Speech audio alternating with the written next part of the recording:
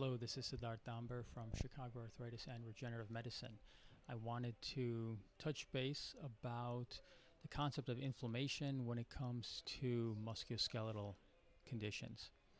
So frequently inflammation gets discussed as a one-size-fits-all issue, meaning inflammation is bad. And the reality is that it's much more nuanced than that. There are times when you have to consider that there's good inflammation and there's problematic inflammation. There's acute versus chronic inflammation. There's also local inflammation versus systemic inflammation. These are separate issues and make the idea of inflammation and musculoskeletal care more nuanced than what most people typically think of it.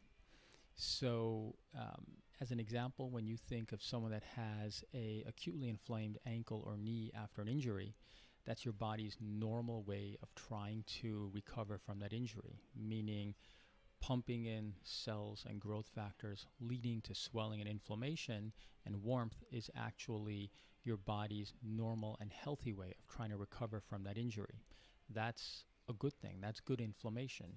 Now, there are times that can be excessive and that should be diminished, but in the majority of cases, that sort of acute inflammation is a good thing. So what's interesting is if you end up taking medication, like an anti-inflammatory that reduces that inflammation, or ice, or a steroid injection that actually reduces that acute inflammation, you're actually short-circuiting your body's normal process of trying to recover from an injury.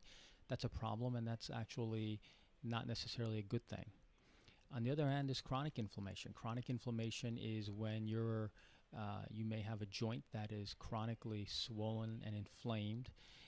That is your body's inefficient way of trying to use inflammation to help itself. And the problem in that case is that that inflammation is not actually improving the problem. It's actually leading to other problems on its own. In which case, resetting that joint with a regenerative medicine treatment, such as platelet-rich plasma or bone marrow-derived stem cells, can actually help improve the microenvironment within that joint and longer term improve the health of that joint as well. So in that case, chronic inflammation would be a setting where typically inflammation is problematic and not good. And then, of course, there's local versus systemic inflammation. Local inflammation, meaning you've injured one joint and now that's inflamed, versus systemic inflammation where the entire body is inflamed. You can see that in settings such as metabolic syndrome or in certain autoimmune conditions.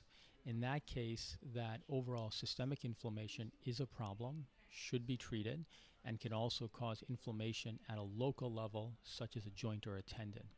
It's important to control the overall source of that inflammation, whether that's with dietary interventions, exercise, supplements, sometimes medication, because without controlling that systemic inflammation, you'll drive the local inflammation as well. It'll continue to persist.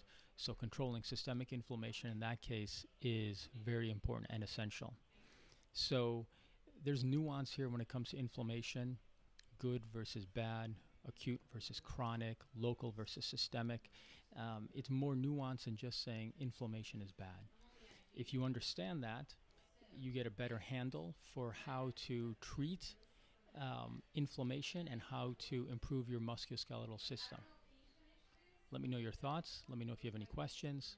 Thank you for your time and live well. Bye-bye.